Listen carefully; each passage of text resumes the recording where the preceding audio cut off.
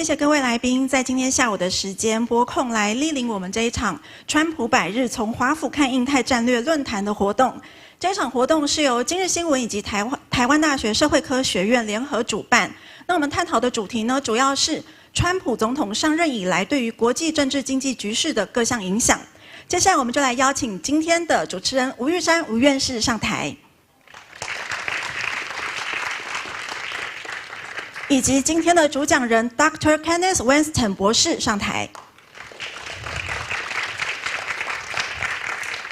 以及与谈人前立委许玉仁委员上台，前政务委员邓正中政委上台，以及吴田玉执行长上台。还有我们台湾大学社会科学院的国际长郭明杰国际长上台。接下来我就把麦克风交给吴玉山吴院士。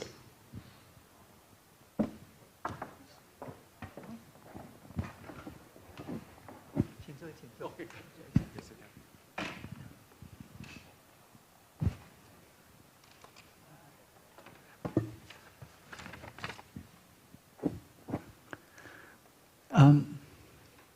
张友忠院长，您好。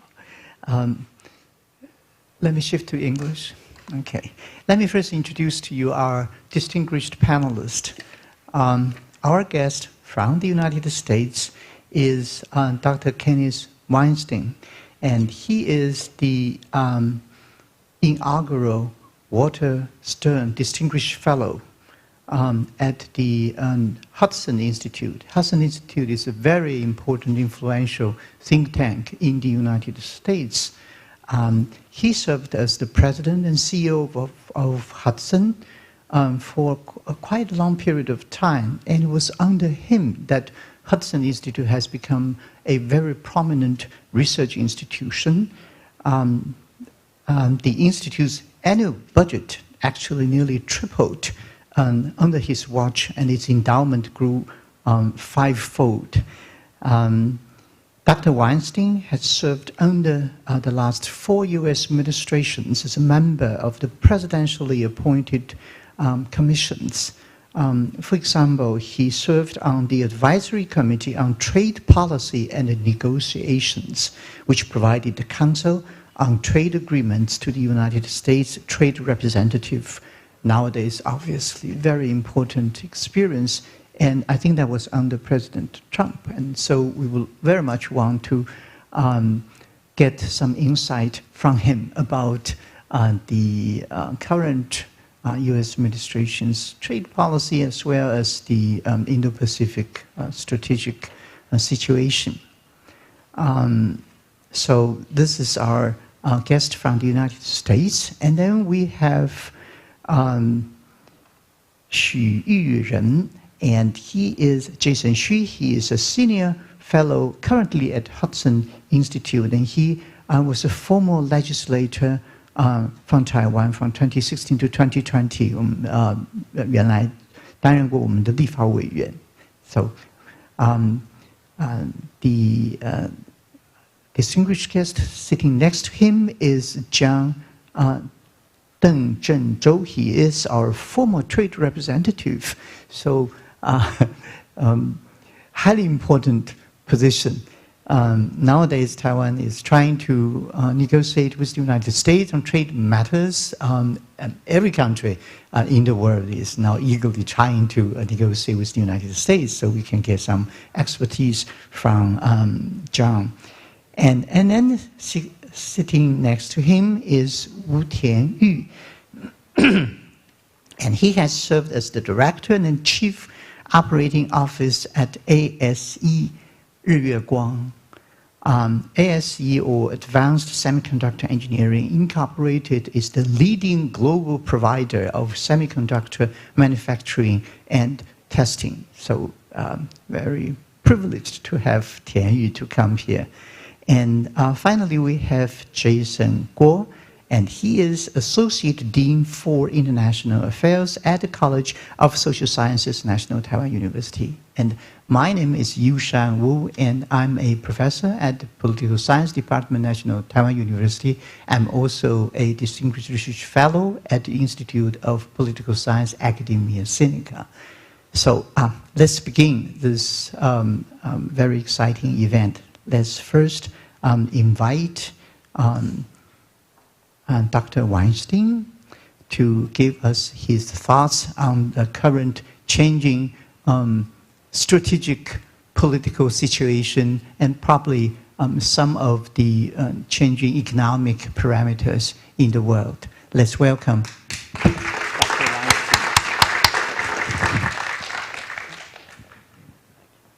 Okay.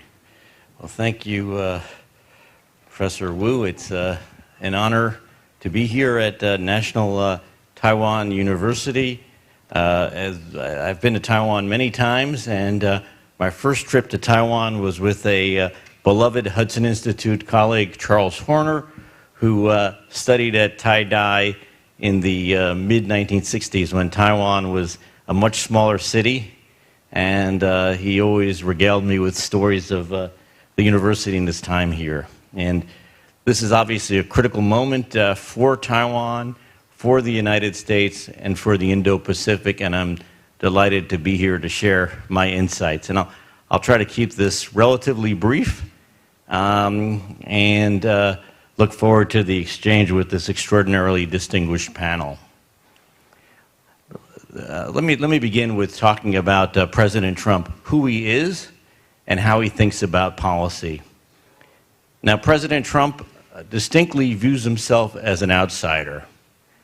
He is someone who is the first president in U.S. history not to have either served in elective office beforehand or in military service, as was the case with Generals Grant and Eisenhower and General Washington. And so he was elected to office in 2016 on a platform that really took aim at the American establishment. And his arguments in 2016, his arguments in 2020, and 2024 were largely the same. The arguments being that the American establishment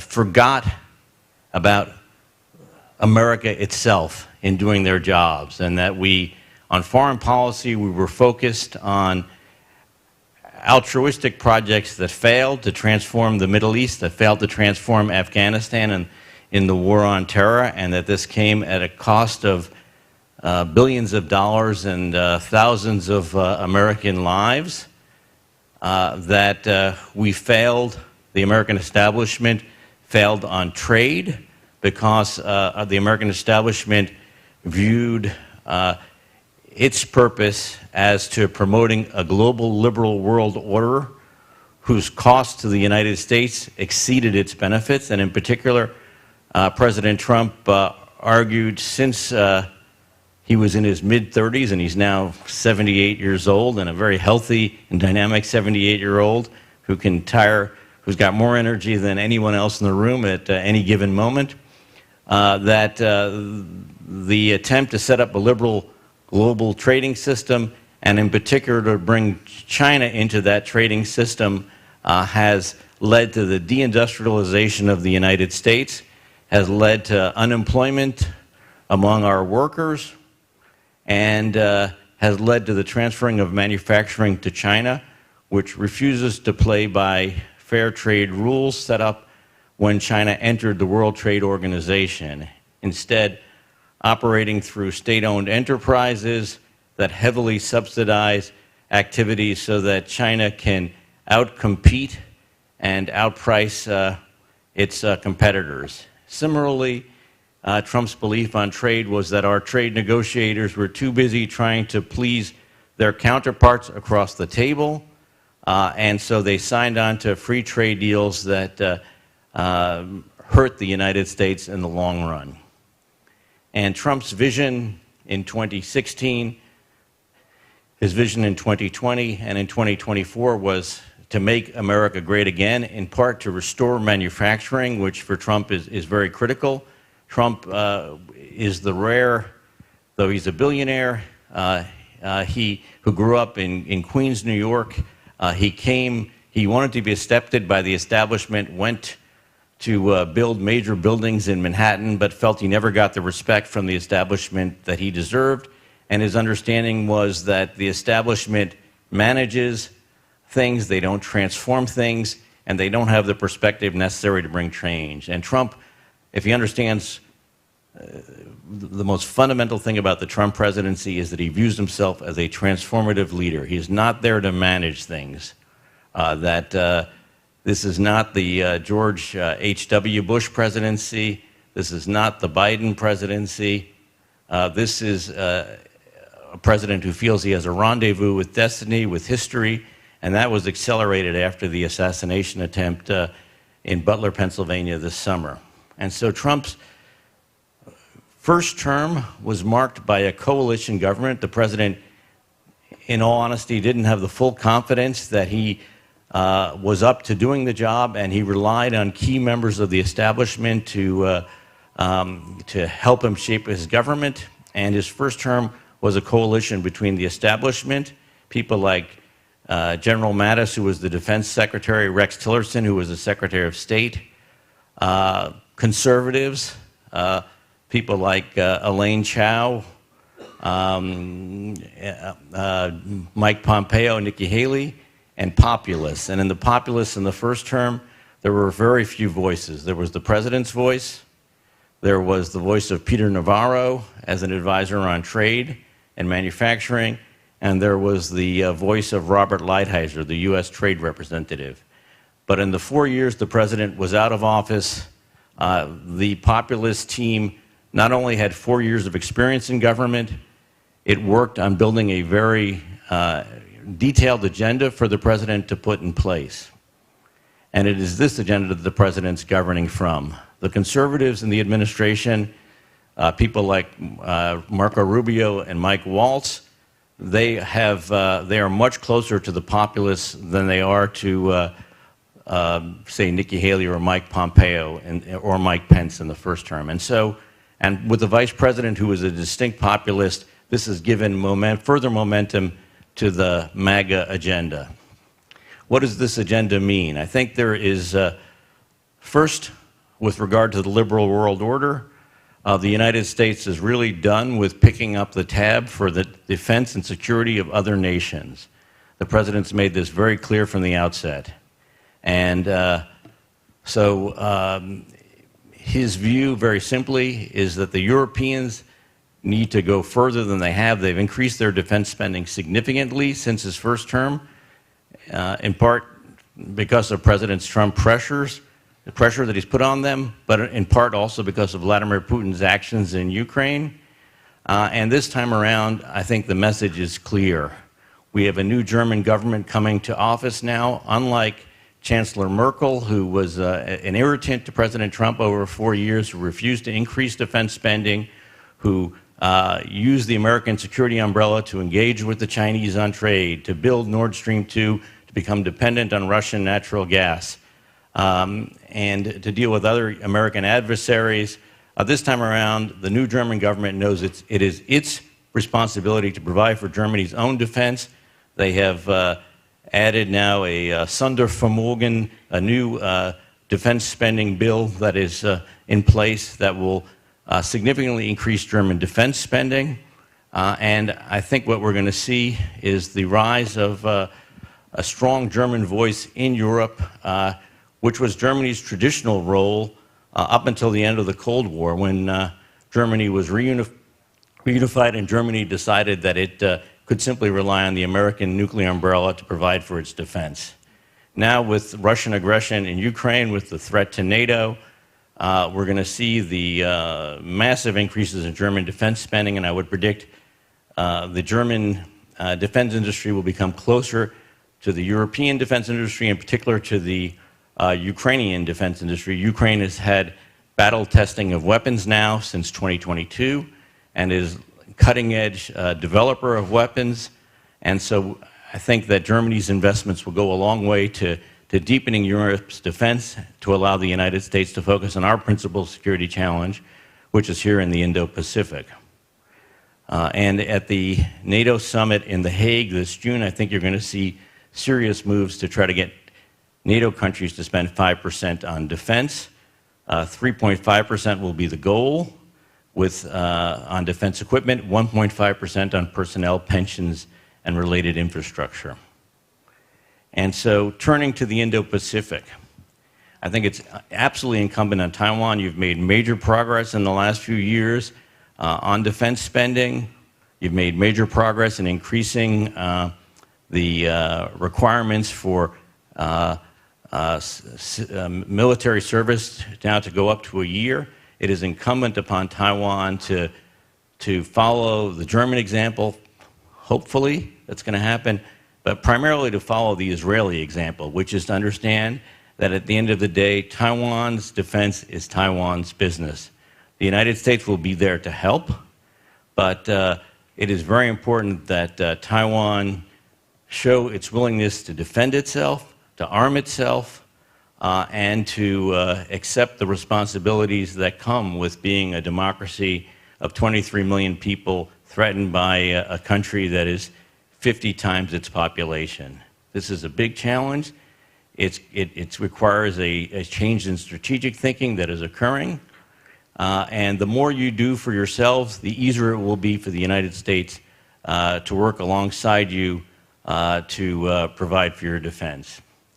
Happy to enter further discussion on this moving forward, but it's clear that for the United States, the China challenge is the principal security challenge we face today.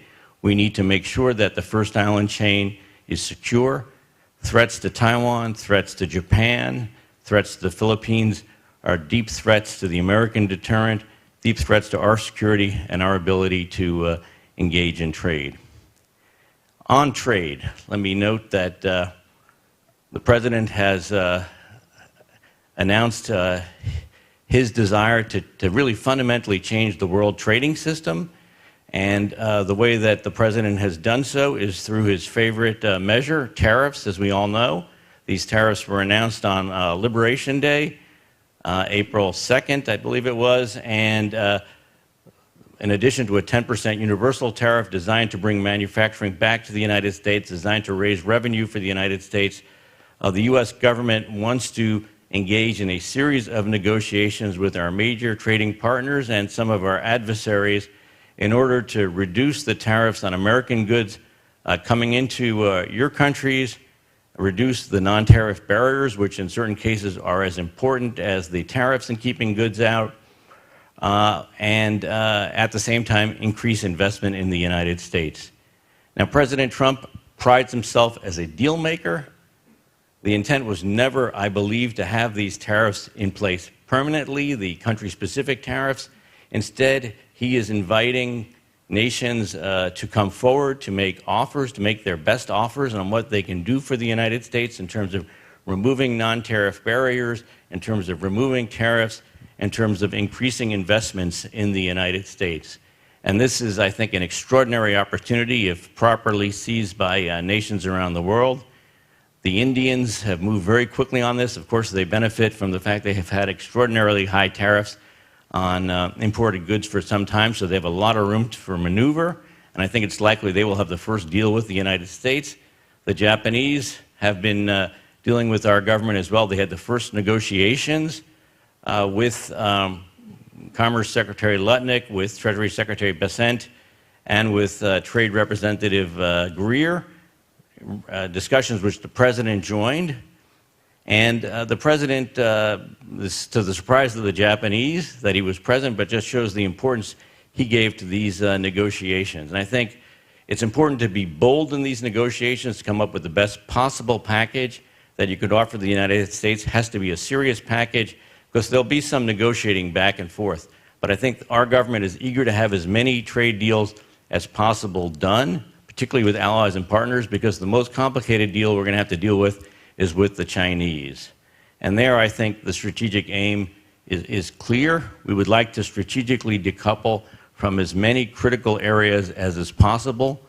with regard to China. We do not want to be dependent on Chinese rare earths. We don't want to be dependent on Chinese pharmaceuticals. We don't want to be dependent on Chinese manufacturing. We don't want to be dependent on Chinese electric vehicles, batteries, and the like. And so this will bring some disruption to the global trading system, but in the end, if we can get strong trade deals with our partners and allies, get them to increase their defense spending, get them to work more consciously with us, we can thereby strengthen our allies and partners. We can effectively weaken China's ability to leverage economic dependence on us moving forward. And we have an extraordinary opportunity to reshape a global trading system which has brought a lot of benefits to an awful lot of countries, to bring things more in balance and more in equity. And I think that's what President Trump seeks.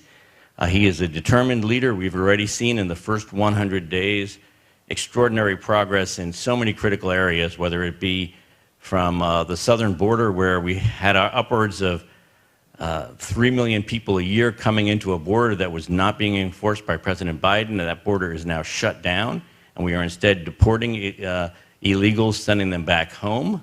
And people around the world have gotten the message to stop coming into the United States, whether it be on enforcing Supreme Court rulings that on diversity, equity, inclusion that have disadvantaged Asian American applicants to colleges and universities who were disfavored compared to other minority groups.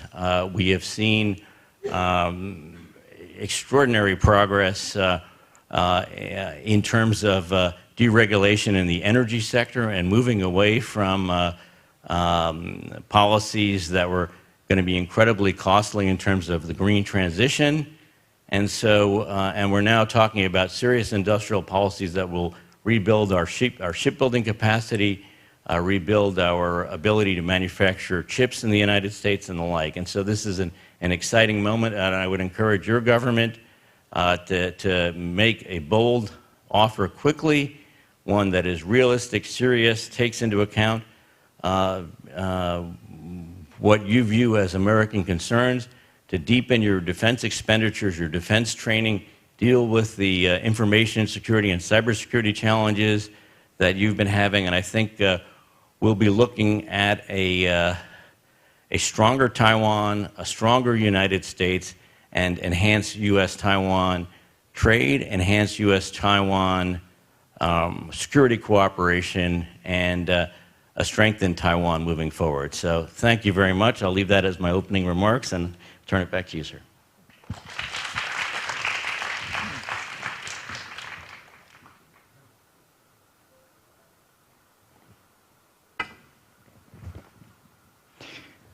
Thank you very much. I think that is a very concise introduction to the vision of the Trump administration. It's crystal clear. Now I would like to invite our panelists to ask questions and to have a dialogue with Dr.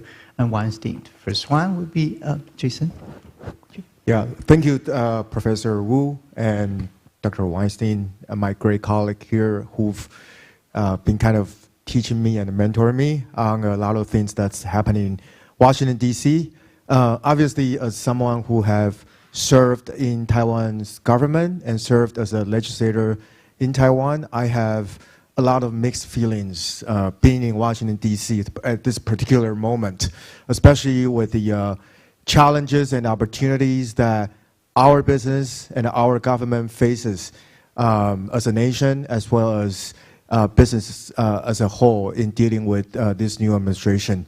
And I echo Ken's point on we should come forward and also be proactive in making offers and bringing packages that are appealing enough so President Trump can have a discussion and dialogue with our government. I think the issue we face now is we are inactive, and it has been the issue in the first 100 days since this administration came into office. We've seen, although TSMC has pledged $100 billion, but we are still slammed with heavy tariffs with a 32% in the first round, although that 32% is now on pause. But still, what is our next steps to negotiate a deal that would at least reduce significant amount of tariffs, but also bring more equitable business opportunities for Taiwan as well. So I think the importance is that we need to make sure that we can bounce the ball back to Trump's court and to also offer the deals and packages that would at least keep us in discussion. And we've also learned from Zelensky's experience in White House. Many of you watched on TV that President Trump famously said to Zelensky, "You have no cards to play." And I think we don't want to be in that situation where we don't have cards to play.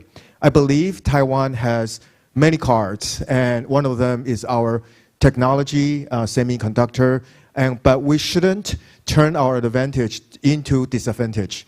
And in thinking through what would be the most compelling strength that we have that could make U.S. Want to work with us, and then double down on those efforts, double down on the spending and investments, but also at the same time keep the most important technologies on the island. I think that's the most important of all. All in all, what I've learned in spending my time at a think tank, Hudson Institute, is that governments and business around the world, in dealing with this administration, must be proactive and must be aggressive, but then also be reasonable in counter-offering this administration. And we shouldn't be timid in going to Trump and say, hey, this is what we have, and we believe we can offer you something better than you've offered us. And hopefully with the trade negotiation is currently in place and ongoing, we could learn some important tips from Ken's sharing, and also anything that we'd be happy to do and to support Taiwan and Taiwan's business and Taiwan's government. We'd be more than happy to. Thank you. Okay, thank you. And John? Thank you very much, Dr. Wu, Professor Wu. I think this is a very rare opportunity that we can have such an important person from Washington, D.C. come to discuss with us on how to work with U.S. government. As a former government official, I know that the whole Taiwan society, particularly those of us who worked with me previously, now they all have very high level of anxieties of how to deal with this current situation. I think through Dr. Weinstein's very short speech, we now understand President Trump's policy and the reasons behind those policies much better now. But the important thing is how to work. Mr. Shi, Jason, he already gave us some advice on what kind of attitude we should have. Now, Dr. Weinstein mentioned two issues. One is military expense. Second is on trade. Let me comment on trade first. I agree with Dr. Weinstein that I think the world, since China entered WTO, we all face a very serious challenges. That is, China with its very high competitiveness produce produce goods that no one can compete with them with such a low price. Therefore, in many of the WTO meetings, in many of those multilateral, bilateral meetings, the discussion always focuses on how to address this.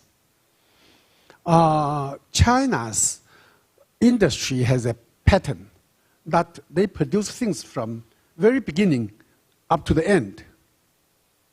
In other words, no foreign companies can have too many shares in that process. But all the discussion ends without any significant or useful conclusion.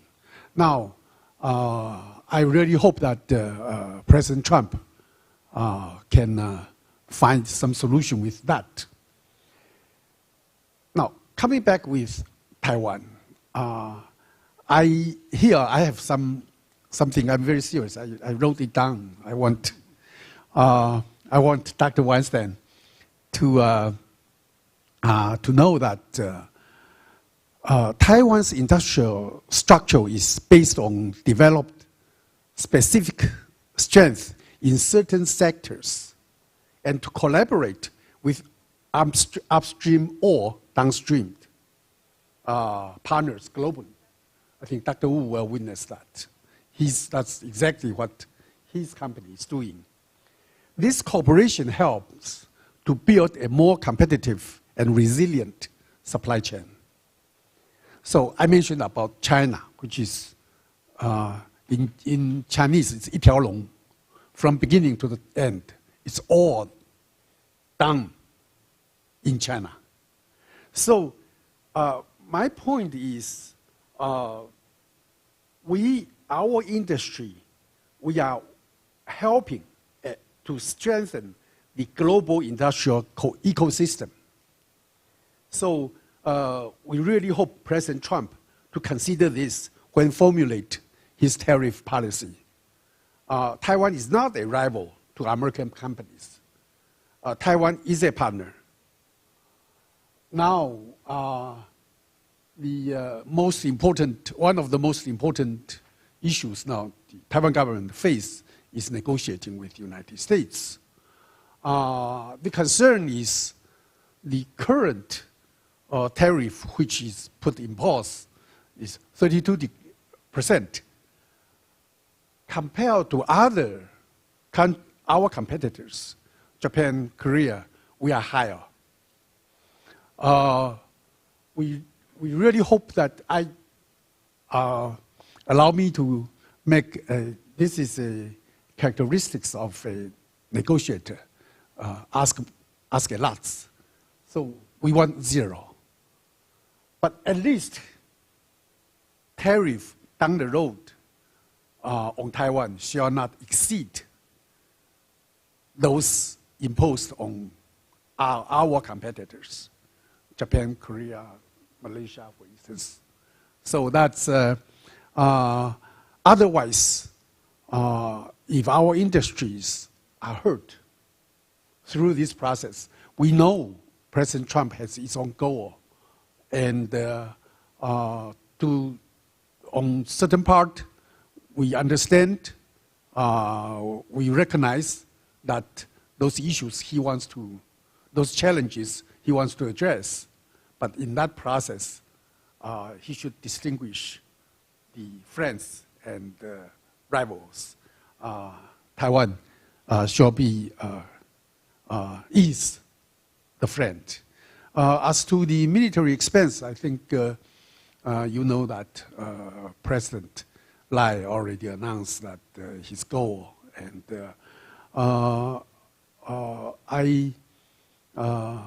I had some working experience in this national security issues. Hopefully, when we spend more on the military expense, we also hope that U.S. can help Taiwan on the joint training, intelligence sharing, and the logistic support to improve Taiwan's self-defense capabilities. Professor Wu, allow me to use 1 more minute. And we hope that the U.S. can help Taiwan to integrate Taiwan into U.S. economic and technology strategies. And last point, not the least, that to help Taiwan to integrate into the international activities. Thank you very, very much.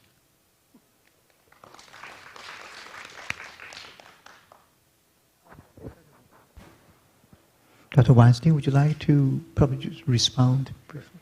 Yeah. It's not great. First, let me say on the last point you brought about integrating Taiwan into international activities. It was the February 7th U.S.-Japan summit, and one of the key points of the communique was that the United States and Japan for the first time was involved in signing off on this, agreed to work together to expand Taiwan's participation in international organizations. That is important for the United States. That is a recognition of Taiwan's incredible role in helping us deal with COVID and the lies that came out of the People's Republic of China and the attempts to leverage supply chain dependence on China. So there's no problem.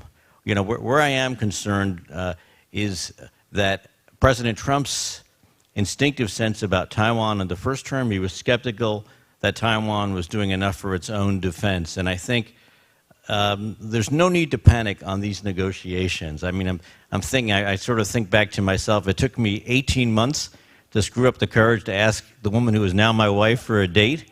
She knew she'd marry me by the 3rd date. I knew I'd marry her by the 5th date. Essentially, this is sort of a dating process. You've got to come forward, you put your best face forward. It's showtime, there's no time for nervousness. Come up with a serious package, and we will take it seriously. And it's going to cost a bit of pain here, but the quicker you move forward, I mean, it was no accident that President Trump spoke to the Taiwanese president during the election process right after he was elected in 2016. This is a man who does not, he was not instinctively bound to the rules of normal presidents and the like. And so I think it's very important that Taiwan come forward, be bold, come up with serious packages, and all that will help. It will help defense cooperation. It will help assure Taiwan's place in supply chains. It will help assure Taiwanese security. But if you act timid, you act as if you're scared, you don't know what you're doing, that reinforces the vision that the president sort of developed in his first term, that Taiwan isn't serious about its own defense, isn't stepping forward. So I think there's a real urgency to come up with a serious package to offer it to the United States. And the TSMC thing was very important. But at the end of the day, the tariffs on Taiwan will not be 32%. It will be significantly lower if the package is serious. And so, all that matters seriously. And on the defense side, I should note that when the president took part unexpectedly in the meeting with the Japanese trade delegation led by Akazawa Sensei, the president mentioned defense as one of the key issues, defense expenditures. It wasn't what the U.S. team was focused on. So all these things in the president's mind go together. So I would just be bold, be thoughtful, talk about new weapons purchases. Obviously, Taiwan made the right step in signing on to the non-binding letter of intent for the Alaska LNG pipeline, which is a big thing for President Trump. It's going to create jobs. It's going to allow U.S. LNG to flow to the Indo-Pacific under essentially an American security umbrella. It's the president's a builder. He likes to reshape the landscape. That's what developers do. They look at a landscape and they see it's being underutilized, and this is something he really wants to do. And so Taiwan did the absolute right thing. The TSMC thing was right. So think of more bold things like that, and at the end of the day, you will deeply reinforce the relationship with Taiwan. Taiwan has huge support on both sides of the aisle in Congress, and now is an opportunity to lock in the president, to lock in the MAGA supporters, and all of that will really, if you give the president a win, you will go so far in ensuring Taiwan's defense, its security, and its economic prosperity. Thank you. Okay.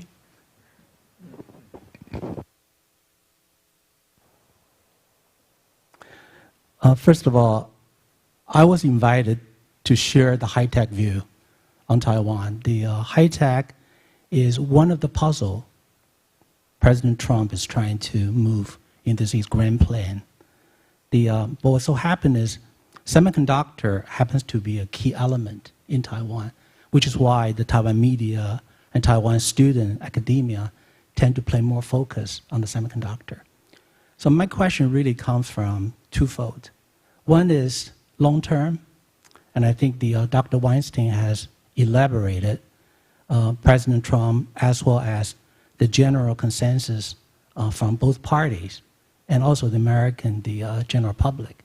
They would like to see more national security, reshoring effort, and also the employment of the manufacturing. So I'm not going to elaborate on that. The only thing I would comment is I think Taiwan is very serious.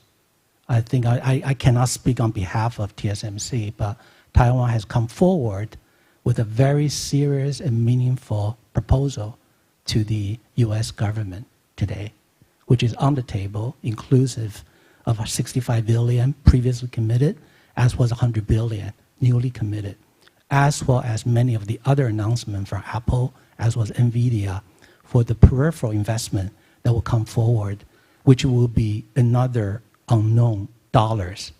Okay? But having said that, I would like to just mention one thing. US is very strong in semiconductor. It's not US is weak.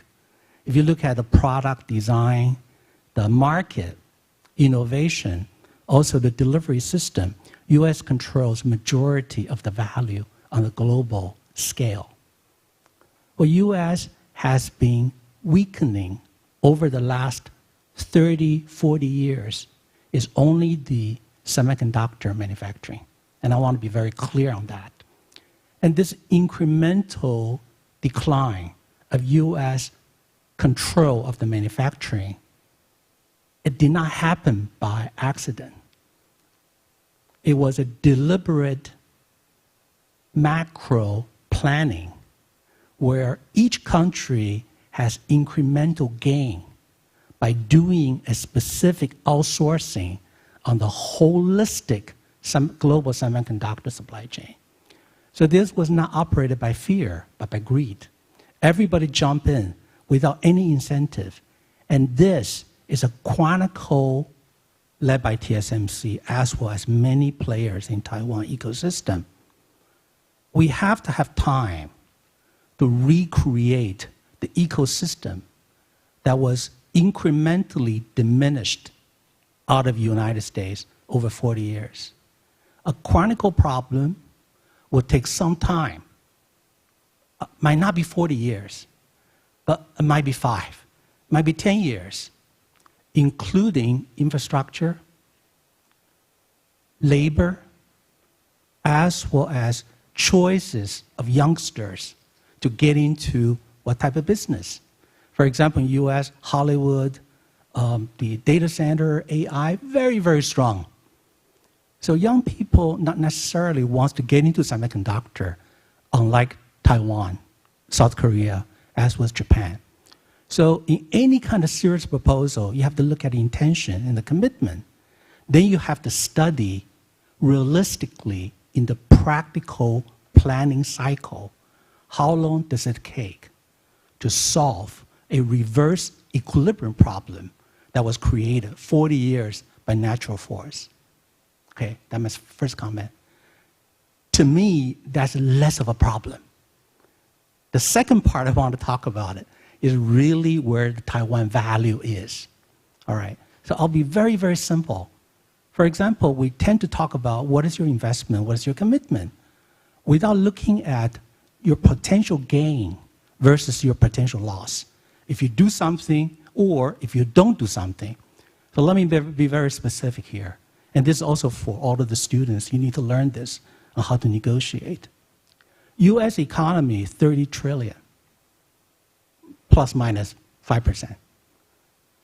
The AI was estimated in the next 10 years.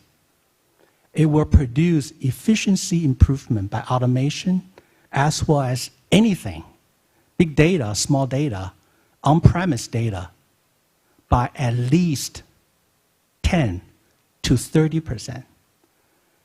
30 trillion, if I just do 10%, that is $3 trillion US per year savings. Not just that, it will widen the gap between US to Europe, to China, to all of the competing economy. US today has leadership on AI almost in every single arena except semiconductor manufacturing. So my next question to you is, if President Trump can think about it, long term, it will take 5, 10 years, you already committed. Short term, how about we unleashed the Taiwan power? You will produce AI ASAP with incentive or less penalty. We will help the US AI infrastructure and the automated factory, autonomous driving, and humanoid, all of the industrial, medical, robotics, to be unleashed faster than what it could be. What is the dollar delta and also your competitive landscape against potential competitor like Russia and China? I believe that is a much bigger dollar than what we're talking about, $100, $200 billion investment, right? So I need to think about long term, but as a CEO in most companies, you tend to think about short term, because every quarter we have to report. So when we have a huge landscape infrastructure issue on the ecosystem to be recreated in one area that chose not to do semiconductor manufacturing for the last 30, 40 years. We got that problem. That's one initial condition, one boundary condition, one landscape. I have another landscape. We already lead in AI manufacturing. This is something we can dash or we can pace ourselves. So the choices are in the hands of US. Carrot and stick, long-term, short-term, tangible, intangible. And I think this is one area I really would like to voice. I believe Taiwan has a lot of contribution in both tangible as well as intangible. Thank you.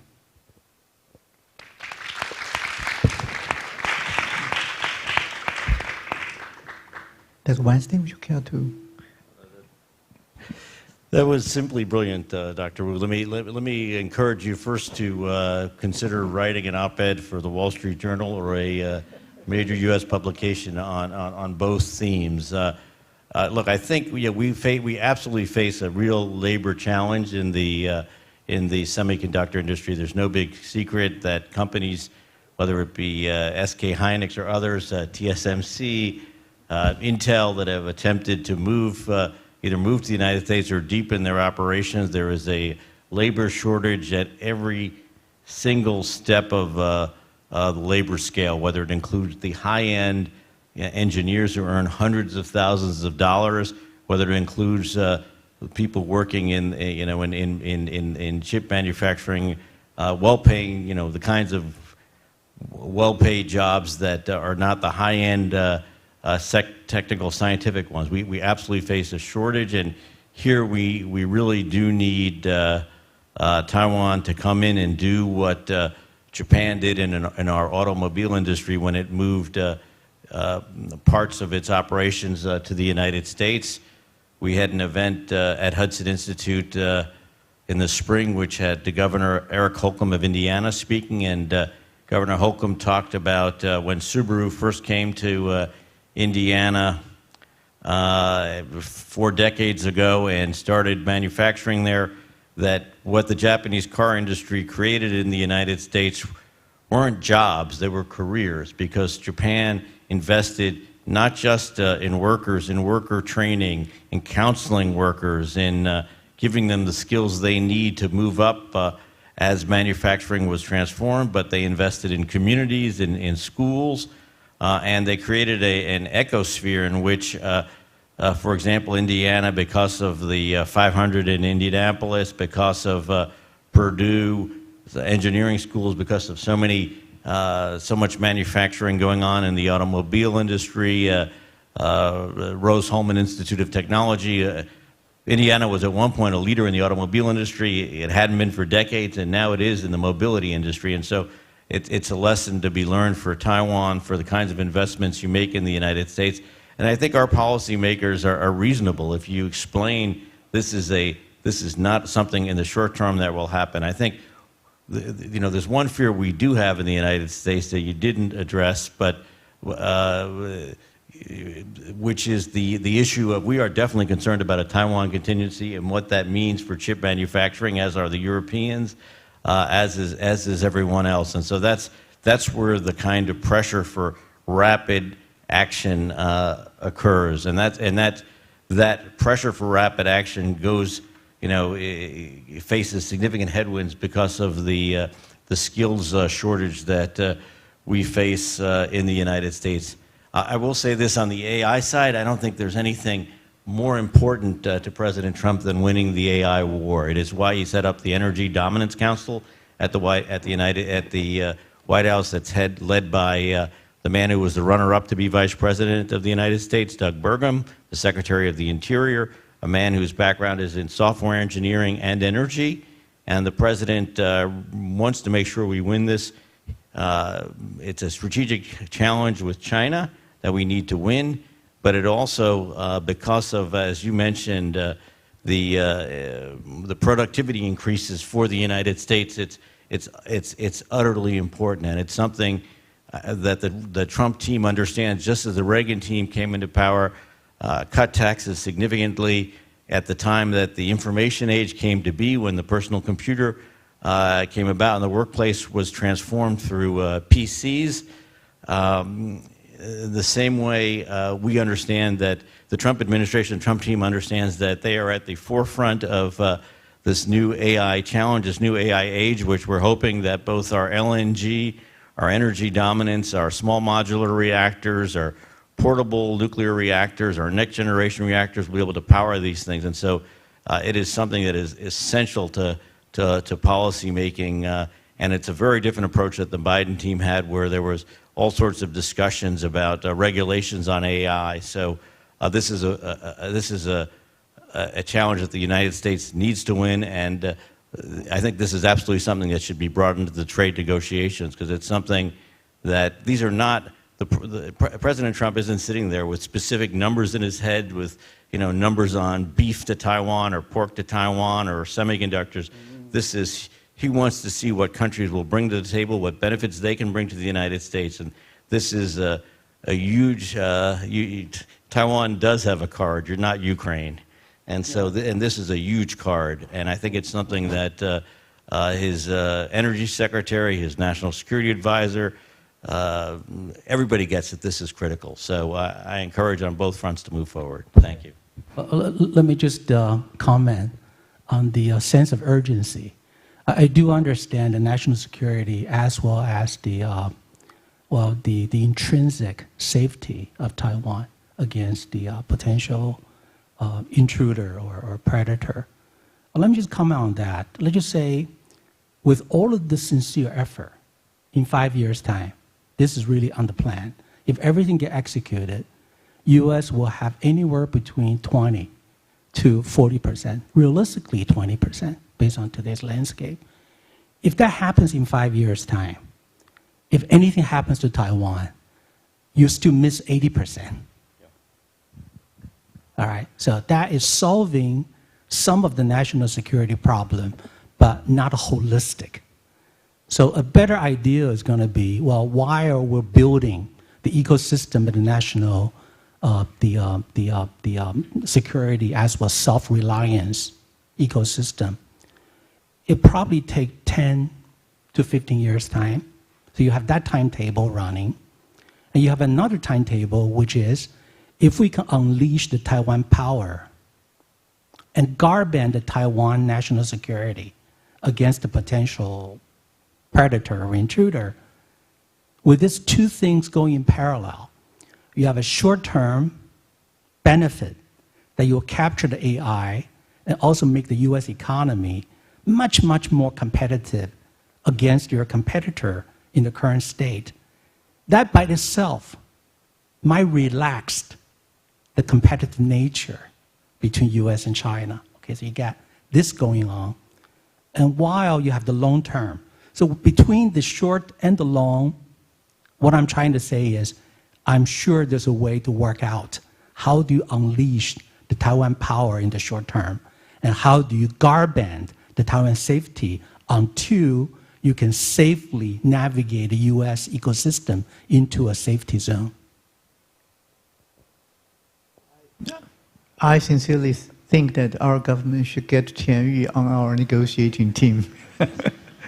That was exactly my point. I was going to say, replace your negotiators. We have them right here. Professor Jason Guo. Thank you. First, I would like to second Professor Wu. Definitely, our government need to have Tian to be the. Yeah. So, as a political scientist here, I think that my comment, I think, is more about the politics itself, and I think Dr. Weinstein mentioned the key point that he brought out during his keynote speech. I think is that President Trump is a transformative leader, and his major agenda is to sort of fix the liberal intellectual order that he thinks that may not be right for the American interest. So that's from the U.S. perspective, but from all the other countries that already get used to the liberal intellectual order, then for them there going to be a transformation cost that they need to be adjusted, right? And so, for example, like in Taiwan, everybody in this room, I think here, from government officials, from industry, or from the universities, academia, I think people are here really want to listen to you about, so whether the transmission costs are being considered as part of the trade negotiations, right? And is there any distinction between whether if this country is an ally to U.S. in the past or is not, then the deal to be considered serious would be differentially traded, right? That would be, maybe that's the thing that most people would really consider. If it's not differentiated, then there is a significant sort of like a break from the past status quo. But we all know that from psychology literature, everybody has a status quo bias, right? And then so want to sort of like move from the status quo to a new order or a new sort of the MAGA order, whatever you name it. But that would be a way to sort of like costly, right? And then so the first question I think is really a question about whether during the negotiation, do you think that the Trump administration would treat the ally and the non-allies differently in terms of the consideration of whether a deal is serious or not? That's the point, that the question that I want to raise. And the second question is really about the sort of like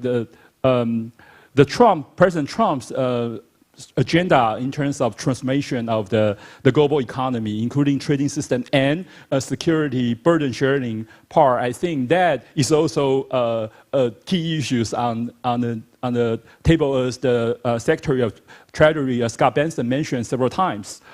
So here, the concern, as you briefly you point out during your keynote speech, is that there has been sort of like coalition politics within the Trump administration itself, because now we are in the process of transformation. So it generates a lot of uncertainties, and it's a part of the market or investors who are really anxious about where the direction will go, right? And usually I think from the journalists, they try to characterize different.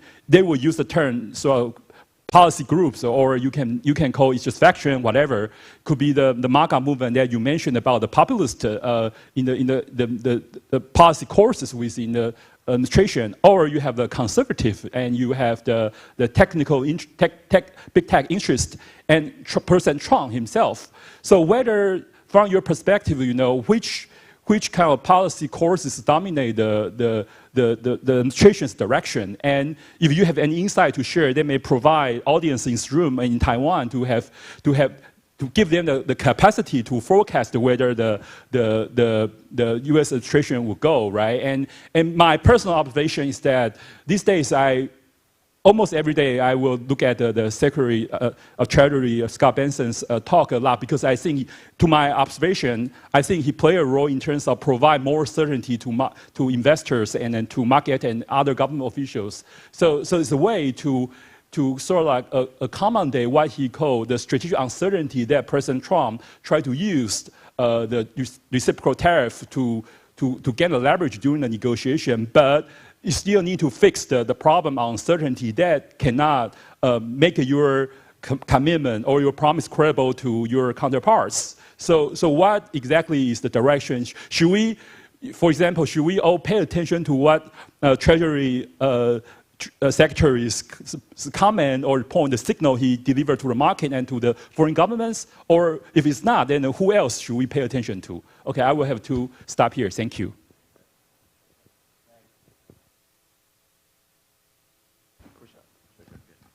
Okay, that's the multi-trillion-dollar question, I guess. And I don't have an answer from the inside of the administration. I'd be lying if I said I did. Look, my sense is that the Trump administration, in some sense, is like a kaleidoscope, and at any given moment you can twist it, and it appears in a very different direction. We do know who the players are. Okay, we know that the president himself is the person who makes the decisions at the end of the day, and the president likes to, he enjoys having strong advisors who have very differing views around the table, and he likes to have these debates, and then likes to see the outcomes of these debates. And so I don't think it's a big secret. Peter Navarro, who is the advisor with the toughest views on trade and the toughest views on China economically. I think he is the one who has spent the most time formulating policies. He is someone who went to prison for President Trump by refusing to testify to the January 6th committee, and the president appreciates his loyalty deeply.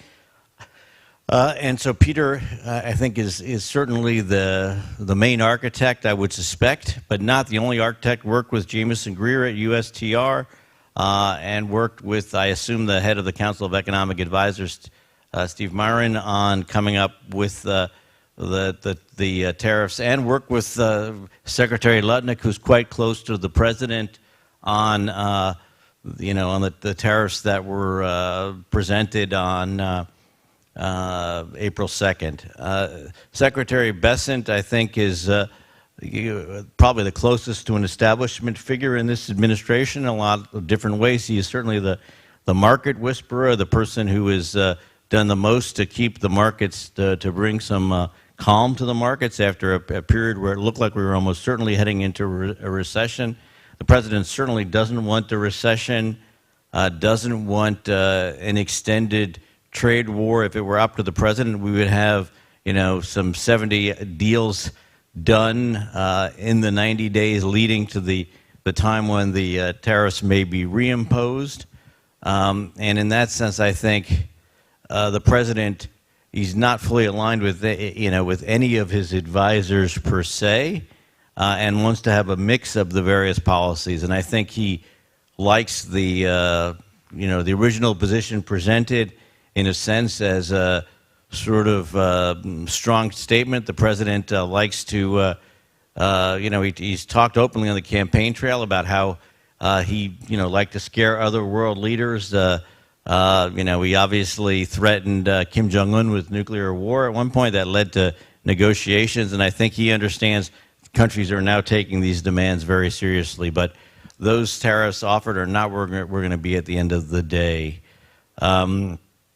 So, you know, and so I think you just got to pay attention to what the president says, to pay attention to what Secretary Bessent is saying, what Secretary Lutnick is saying, what Ambassador Greer is saying, what Peter Navarro is saying, and at times, you know, we've had Peter Navarro publish an op-ed in the Financial Times on a day that where the White House offered very different opinions in terms of the trade policies, and so it makes the challenge deeper, certainly, in dealing with this. But that's the way the president, you know, likes to pursue policy, and you've just got to learn to cope with it, deal with it calmly, make the boldest offers, and move from there. You know, so it's just a matter of having astute intelligence on the ground and knowing what's going on. Secondly, on the broader issue of the rebalance that's going to be required on trade and on security, we know that this comes with a cost, and it's going to come with a cost to a lot of nations. But I think it's, you know, it's better that the rebalancing occur now. The United States is increasingly looking inward, whether it be the Democrats or the Republicans.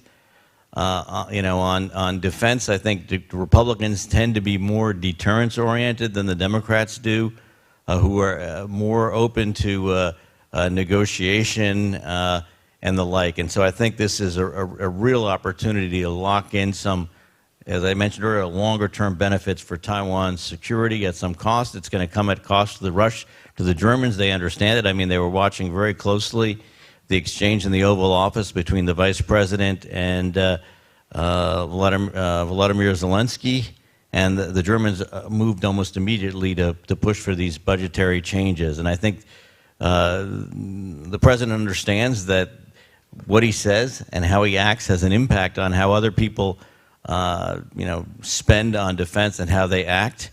And we do need to maintain our deterrent, but the more we can do with our allies and partners, the easier it will be moving forward. May I intervene for a bit? So, Ken, I want to press you on the issues on China.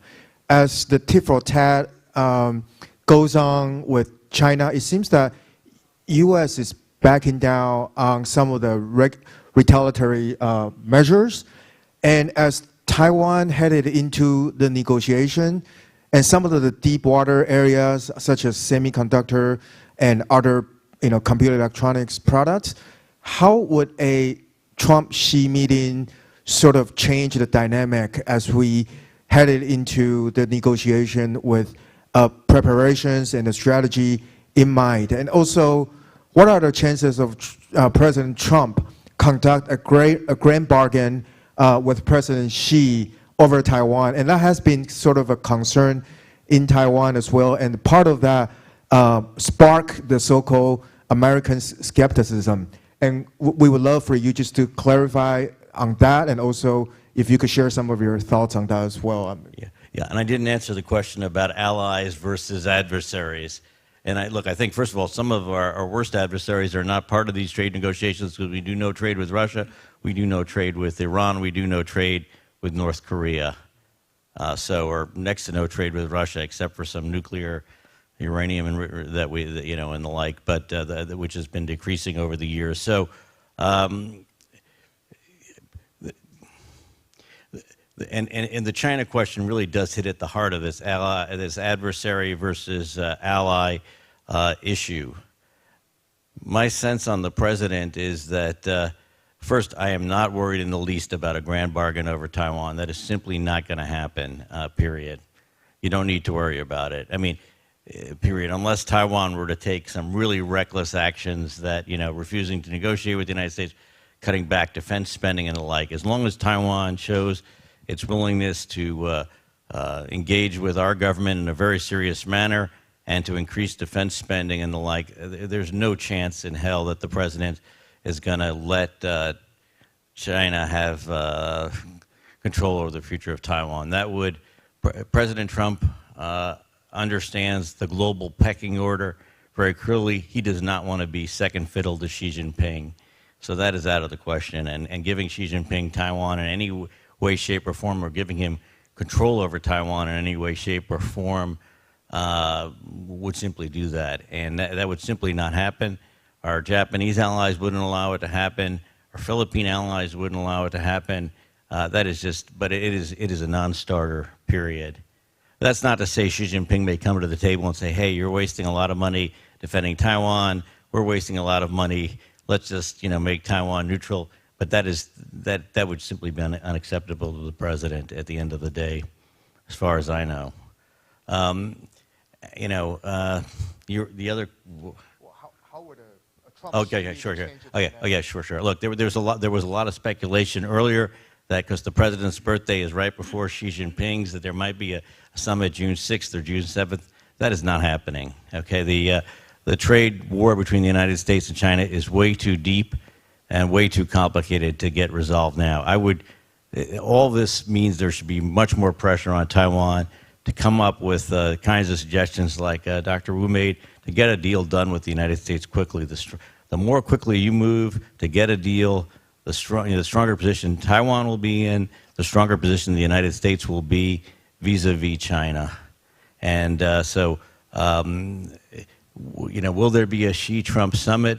I imagine there probably will be one at some point before the end of the year. That's just the kind of dynamics. The president likes face-to-face meetings. He likes dealing with people face-to-face. He tends to be more gracious face-to-face meetings than he is on video conferences. He was very blunt with Vladimir Putin, as Trump himself has now talked about. I heard about it at the time at the White House when he threatened Putin if Putin would go into Ukraine, that he would, he basically told Putin, you think you're protected in your residences, you won't be. If you go into Ukraine, we'll have no choice but to go after you. And whereas he doesn't say those things face to face, he tends to want to be charming and flattering of his adversaries. And in part because I think the president understands that autocrats don't like to lose face in front of the world, don't want to lose face in front of their own people, since that weakens their power. So, but the president, certainly he sanctioned the hell out of Russia the first time around, and certainly did more to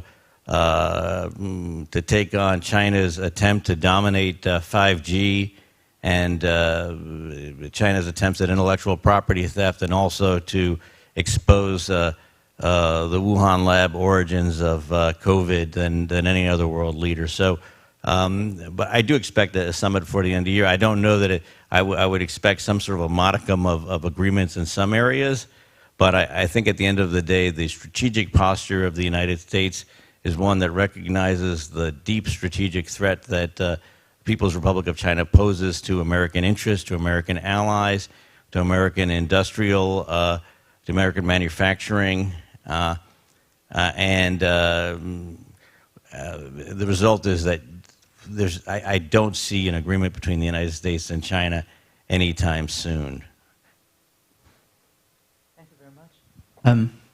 Now is 2:15, so we are 15 minutes past the time when this dialogue should end. But I think we have a very exciting, very fruitful dialogue, and thank you very much for participating in this event. And I would like to especially thank our Dean, Professor Jiang Youzhong, for making this possible. Thank you.